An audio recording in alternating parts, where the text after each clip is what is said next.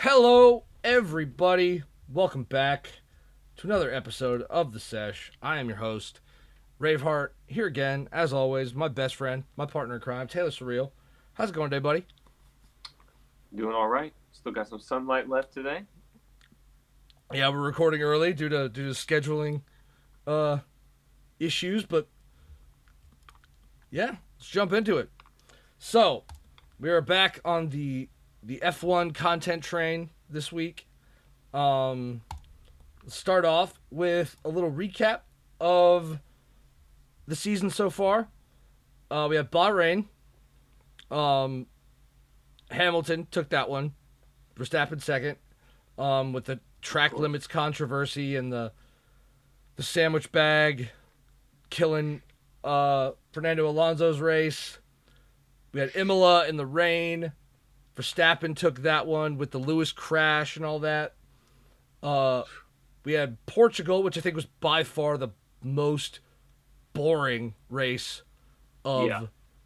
of the season. Although, like, dude, I was watching the driver onboard cameras, and when they were going through those elevation changes, dude, like it gave me motion sickness. I was not enjoying that at all. Portimao is a scary looking racetrack.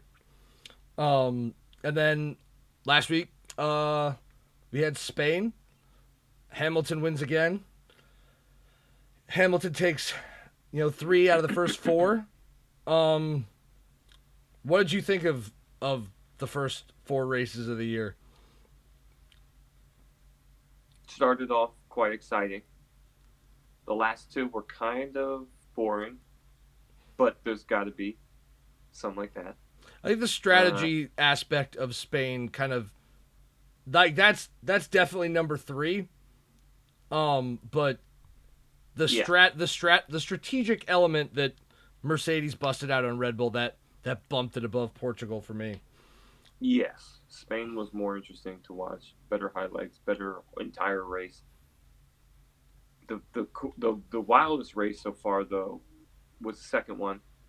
Um, with I the mean, wet, any race in the rain is gonna be immediately better just because it's putting it. wild. Well, yeah, it's like it puts people on the back foot immediately when it comes to I like don't race conditions. I don't know if I saw any sparks in the Portugal race at all. I I don't know. Spain, I saw some, but I so it also must. don't. I also don't think it helps. Like the daytime races, you don't see them as much. Well, The and with nighttime the races, it's hilly, very clear. when you're like this, maybe there weren't great straightaways where they were hitting top speeds to hit the downforce. You know what I mean? I have a feeling we'll see a few this weekend at Monaco for sure. I hope so. Either way, you're gonna have a good visual, Even with the fact regardless. that they like have to run a different suspension setup for The this quaint race. fishing town. The quaint fishing, yeah, the quaint fishing tax haven that is Monaco. It's also like weird because like think of how many drivers live in Monaco. It's a bunch. And it's like I would. Shit. I mean, if you got the money, but it's like what was it, on Charles Leclerc's Instagram. I want to know where in Monaco he's got the garage for like his 2019 F1 car, like where that's sitting in Monaco. Like how much does he have to pay for a parking spot there? Because I guarantee that shit ain't cheap. Don't even matter. Yeah, if you've got Ferrari fuck you money, it kind of. I'm sure Ferrari. I'm sure the estate of Enzo is footing the bill for some of it at the very least. One of my grandmothers had been to Monaco, and I asked her about it one time. She said the cars in all of the parking garages. She said, doesn't even matter. Just go into any parking garage. This shit is insane. It's just insane. Stuff you never even could imagine. I was like, I gotta go. Yeah, that's definitely that's on our list. That so we've got For like, Goodwood, Le Mans, Monaco. Yeah, Just, that's the European tour right there. I think that wraps it up very nicely. we need to go. We've been talking about this for 10 years. Yeah, we've been talking about this since we met freshman year of college. More than 10 years, I Yeah, think. it's been a long ass time. Maybe like 11 or 12. Let's not bring that up. Let's not date Dude, I ourselves. also need to say something. I just looked down at my watch sporadically, and the time, and this is one of those like watches that's set to like true time. I looked down and it was 5:55 seconds. Nice. Do I need to buy a lottery ticket? Like, what the fuck is that? Well, we're recording right now, so maybe go buy a lottery ticket like after we're done. But Yeah, all right, dude, I let's had to say sorry. let's move on to the next topic, and that is the championship battles. That is the Hamilton Verstappen and Mercedes Red Bull. Clear. I think right now Mercedes is like are they legitimately unbeatable? I just recently looked at the schedule. There are a lot more races to go. But at the moment, with the data we have, holy smokes, they are. It looks like it's just Mercedes and Red Bull. It's like Mercedes, Red Bull, McLaren, and then everybody else is like way down there. Like it doesn't even make sense. Yeah, it's like Hamilton Verstappen, Yes. then yeah, like I'm not even sure who fits in that third role. Like maybe Lando Norris or because As like far as drivers go, I don't. Yeah, I don't know at this point. but like we're looking right now, it's like the number two drivers. Like one, I understand kind of why people think Valtteri doesn't deserve that second seat at Mercedes. You know, George Russell came in at I think it was Bahrain last year when Hamilton was out for COVID, and he turned up. He went from the back of the pack in the Williams to they put him in a Ferrari or they put him in the Mercedes and he's on the front row. Like give him the right machinery. He is clearly capable of doing some incredible things. But also, I don't think Mercedes want that, sparks flying.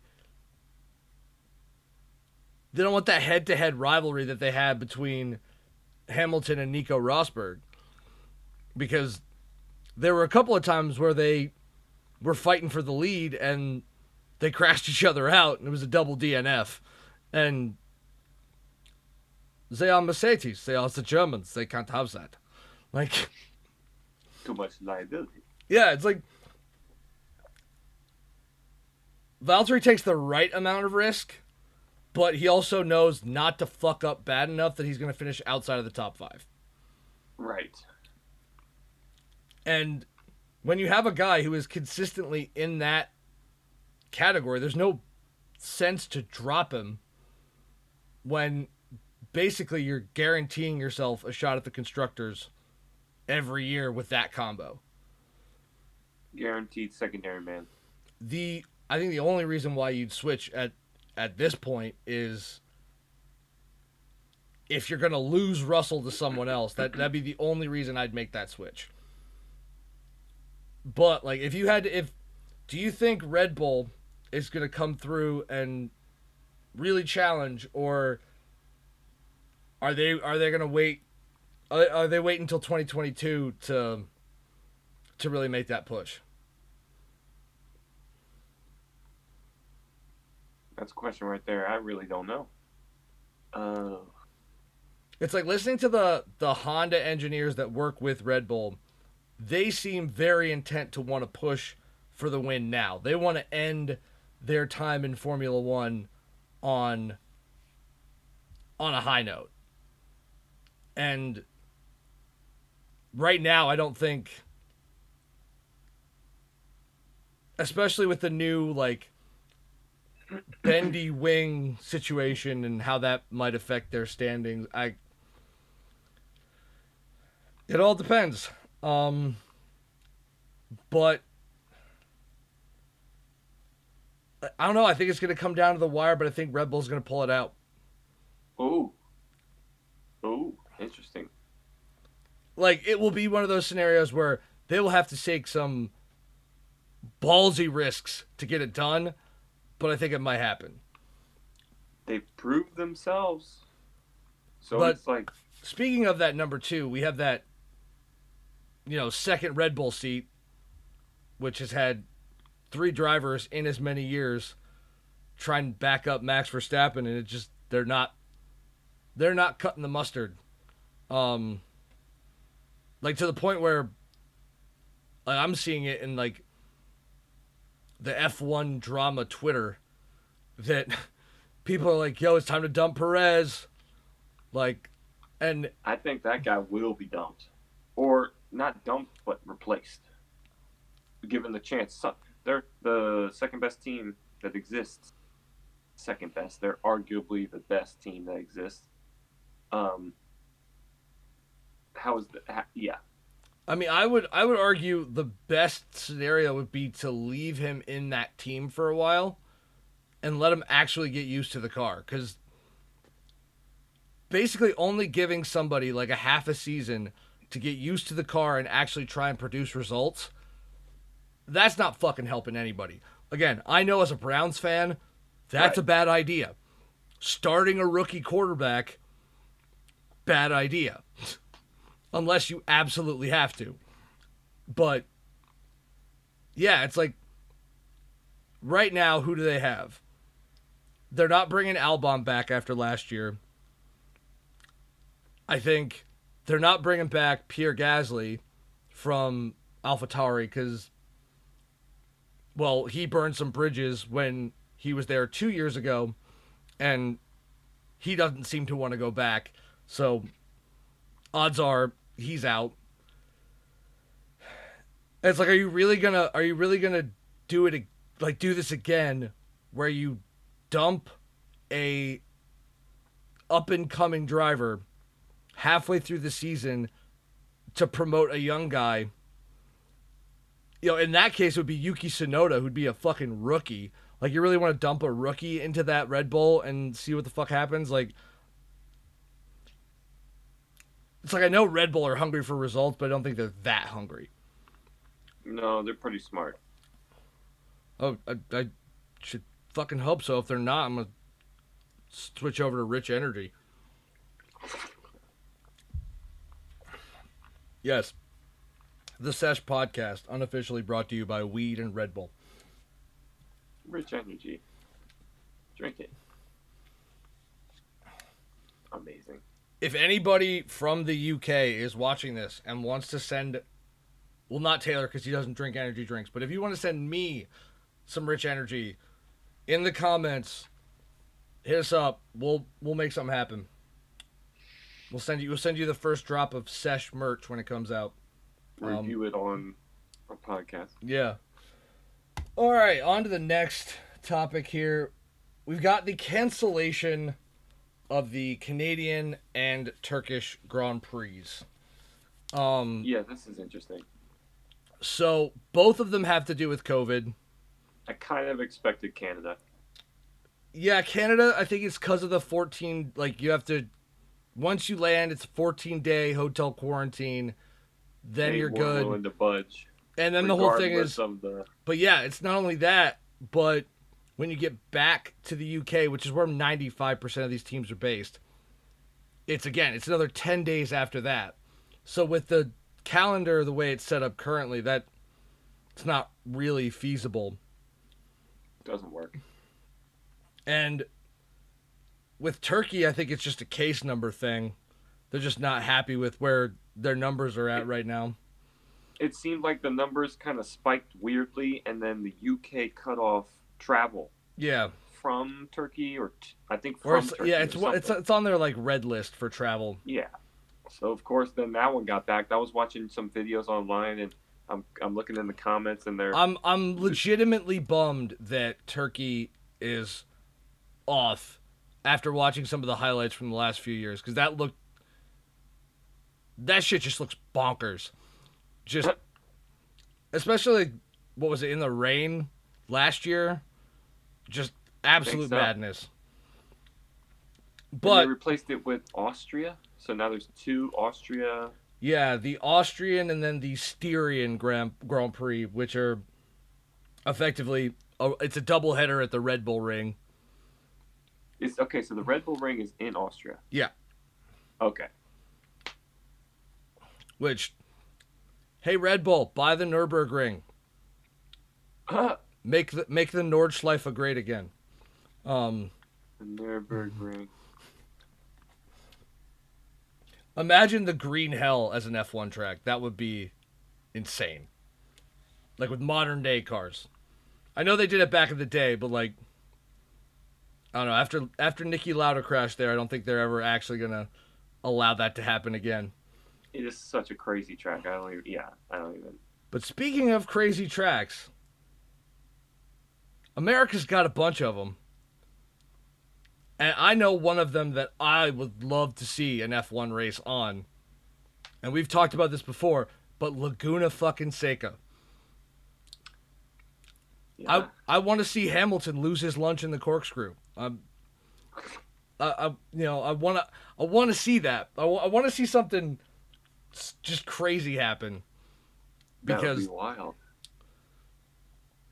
it's like I don't know if an F1 car even with like the Monaco suspension setup is going to be able to handle that corner. It's Maybe that's why they're not there. it's like so the Miami track is, let's be real, it's boring as fuck.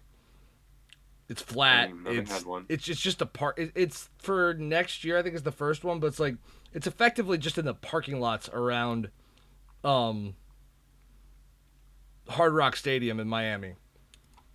Lame. Yeah, it's completely flat, no elevation changes, nothing to really. It's definitely like, hey, we have this big monument right here. Let's just build an F1 track around it. Like, it's kind of like, no, build the track, then put the monument in the middle of it. Like, Just make it better than the parking lot around the fucking stadium. Like, yeah, it's like, stupid. unfortunately, America has like a nasty habit of doing that. Apparently, we did it in Las Vegas. Like, was it like the parking lot of Caesar's Palace or some shit? They had an F1 race there. Which, I don't know how they made that happen, but All the teams are like, this is fucking stupid. Why are we here? yeah. But I'm trying to think, like, there's Virginia International Raceway. They could probably do something there. I don't think Mid Ohio has a grade 1 license, so that's probably not going to happen. I'd love to see Sebring, but everything I've seen about it, they've basically said, oh, that track's too old, it's too fucked up, they won't race there because it's, too bumpy or some shit. Which, okay, I'm not a F1 expert, so I guess that won't work, but the idea of holding two races back to back at the same track just It's weird. it sounds a little boring to me because it feels like there should be enough options at the very least in Europe for them to be able to do another one on top of what they've already done. I think like Apparently there's not. It seems like they had to shift a lot of stuff around weirdly to like make. I don't know. At least we get 2 weeks.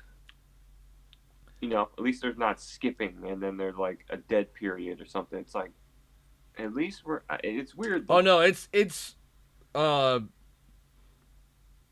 I think coming off of Azerbaijan and then it goes to Austria, then there's a week break, then it's back again. In Austria again. Yeah. Yeah. Yeah, okay. So there is a little bit of a break, probably because of the logistics of the whole thing. But to make all the rest of the ones still work, I don't know.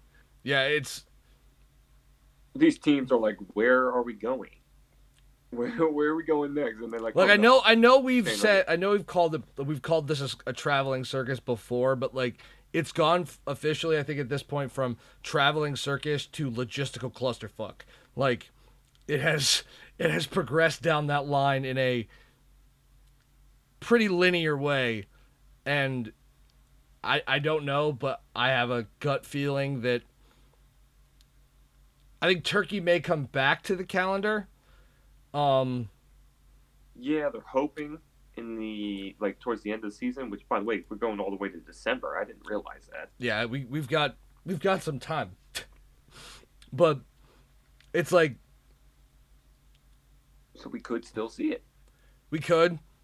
Uh, and also Canada's on like their contract is till like 2027 or some shit. Like they're we will see another race in Canada.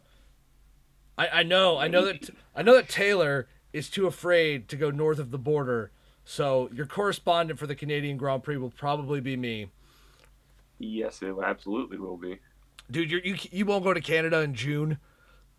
If there's a race in like Rio de Janeiro or something like that, I'll cover that one. We're down here reporting from the jungle. We are in the Amazon. Yeah, go I ahead. don't like the bugs. You go down you go down there and get malaria. I'll stay up here and be fine.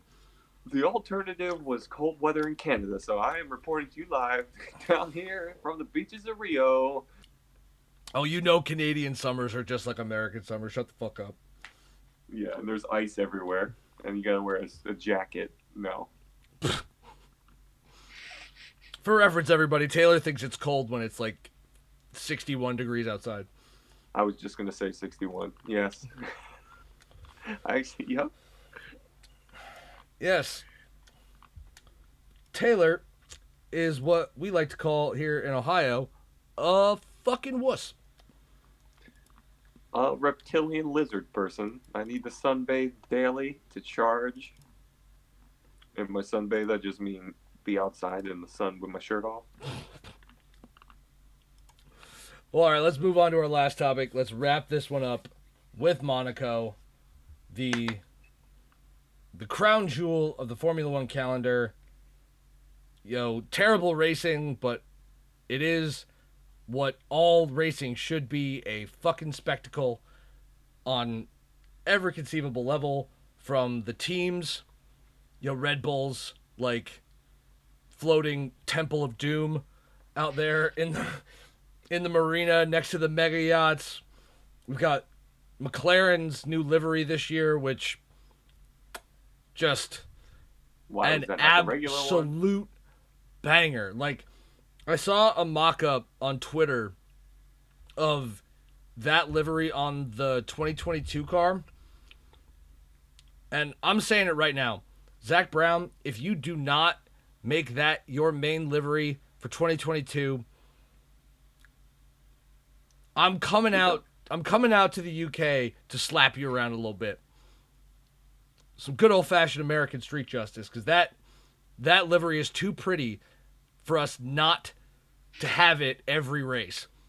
Why isn't that your main livery? Why are you bringing that out just for the special Monaco race? You bastards. Like, especially when the normal one is just god fucking awful. Tasteless. Just the fucking worst. But moving along from how bad McLaren's normal livery is, who do you think's going to win this one? The quaint fishing town. I have to go with Lewis Hamilton. Who the fuck else is going to win? This man has been. I don't even like Lewis Hamilton, to be honest. But this man is unstoppable. Yes, possibly Red Bull is going to be at the. It's really tough to say, obviously, like every other race, but it's going to be beautiful weather. It's going to be perfect conditions. it, whoever's the better in tight driver, which technical driver, I'm sure Lewis Hamilton's probably right there at the top. I yeah, I would. But I think a lot of other cars might have a chance potentially because there's not as many straights, there's not as many, where power comes into play, where the hybrid systems start kicking in. They It's might be going definitely more it's definitely one of the shorter tracks on the calendar, like on the grid or on the calendar this year. and But tight. You're working on real city streets. This is so not a racetrack. here's the last four winners. We have Hamilton, Daniel Ricciardo, Sebastian Vettel, and Hamilton again. Before that I want to point out Nico Rosberg won 3 in a row. So Interesting. Mercedes has the edge by a fucking mile. But if I had to put my money on anybody, and you know I am a betting man, as ugly as that fucking thing is, I gotta put it down to You're the going Ferrari. with. I think Charles Leclerc. Oh, Because like that is his home race. He was brought up in Monaco. That is home base for him. And I have a gut feeling that like that guy wants nothing more than to at the very least get on the podium in his home race. And it's Monaco. It's tight, it's technical, it's kind of bullshit sometimes. And it's like if he just puts himself in the right position out of qualifying, I think he's got a shot. And man, I would love to see Ferrari making a stab. Finally. I'd like it's like I think Leclerc like just I don't know. It's just that it's that better's instinct in me that's saying the odds are good on Leclerc, and Go with the gut. I would say as teammates go, him and Carlos Sainz are probably the closest to being on the same level. And the team dynamic is which for Ferrari doesn't that's not a thing. Um it's definitely one driver in their team versus the other driver in their team, but it seems like Leclerc and Sainz work well together on track. Who knows? Something interesting might happen. But I also think Danny Rick, he does really well in this race. He's won it. He's won it already. That he's getting more pace out of the McLaren these last couple weeks. He's definitely seems like he's settling into the car a lot better. He could be in for a good week. You're probably right that it's going to be Hamilton or Verstappen. Kind of all depends on pole and Right. So like we have to wait and see to make the final judgments, like the day of the race. But like, man, there's predicting F1 is difficult, yeah, especially because we don't get to watch it when it happens. It's like, well, okay, in theory we could. I'd have to get up at like I'd have to get up super early, and you'd have to get up even earlier than I would in order to catch it live, which you're not fucking doing.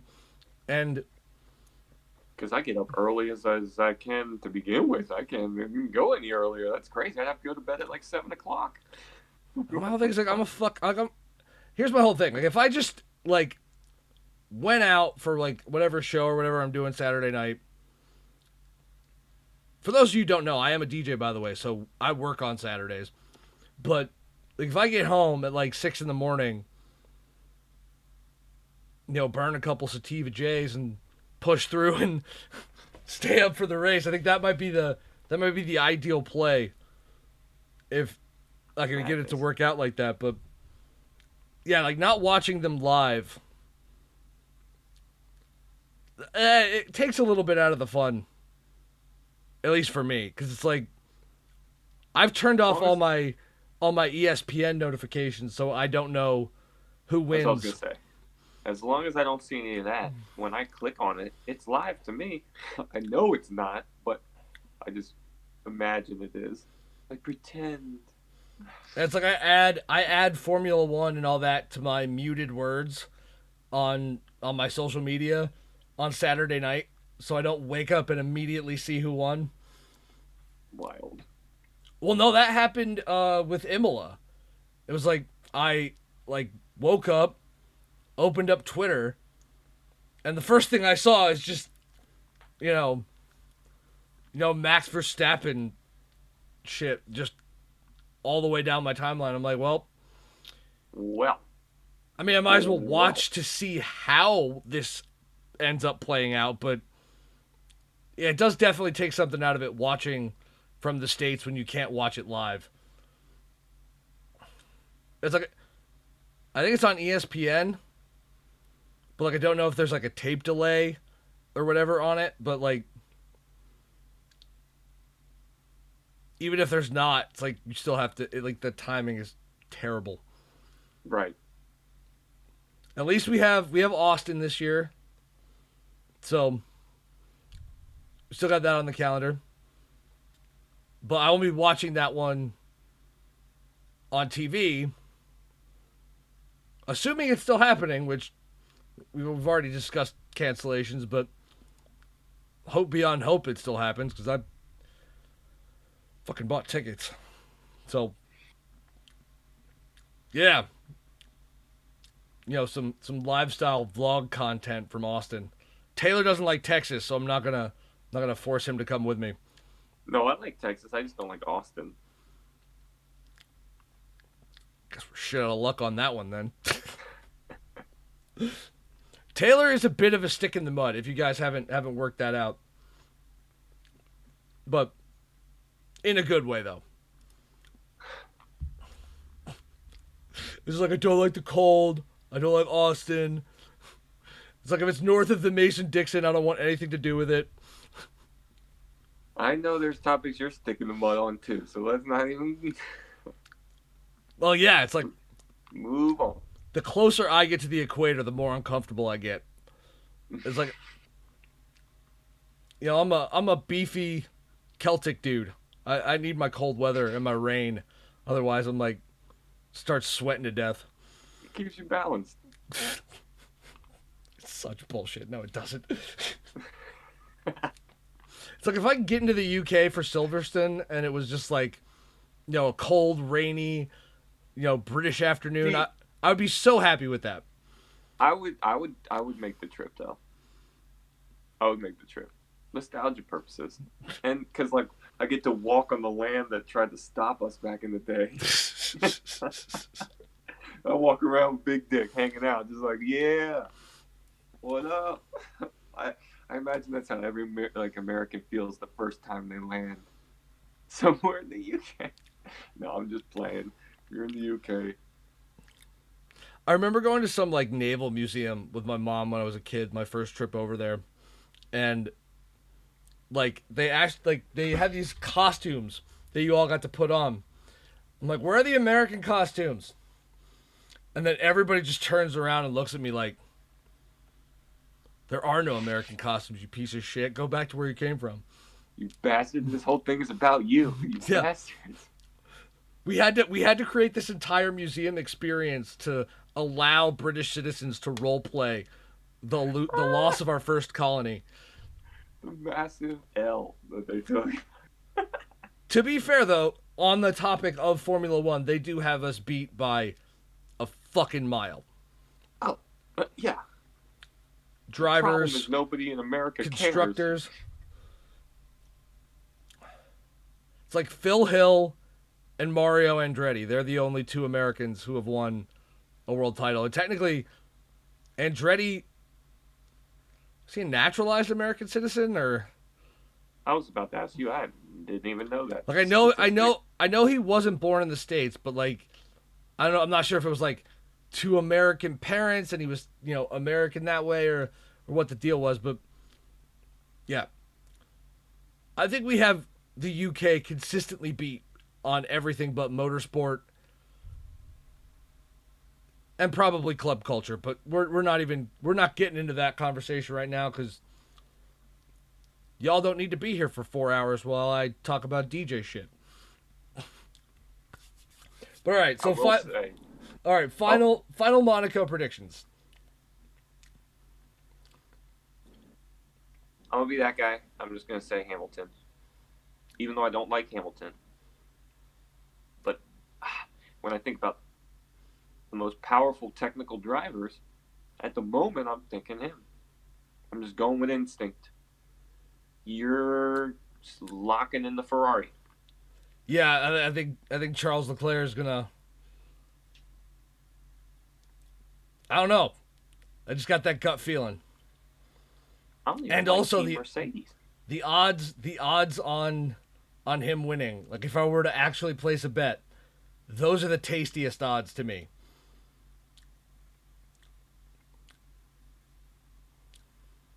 I see your angle. We're just gonna have to wait and see. I wonder how far back they're gonna start. We'll see.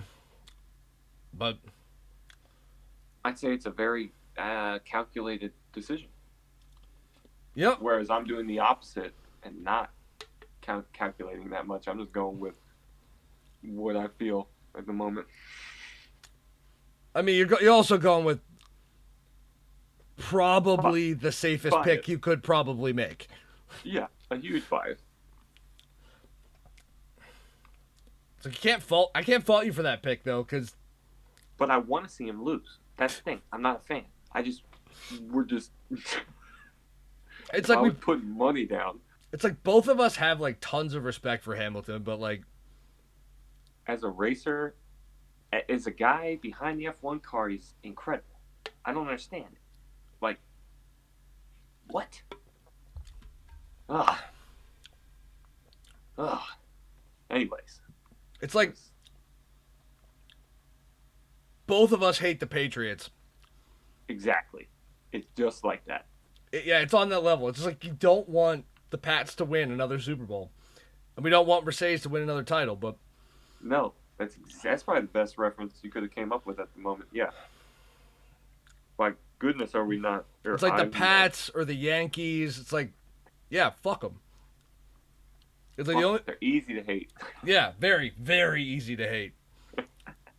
Especially the Pats. Holy crap.